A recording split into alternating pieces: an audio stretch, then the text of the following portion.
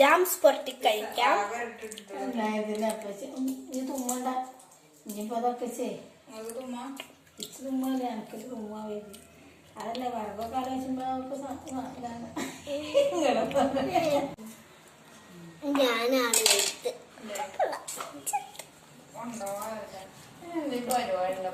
ഞാനും വയ്യാതായ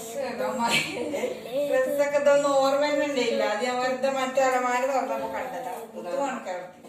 ഇത് കോട്ടാണ്, പുറത്തുള്ള കോട്ട. ഉള്ളിക്ക് വേറെ ഡ്രസ്സുണ്ട്. എനിക്കില്ലല്ലോ.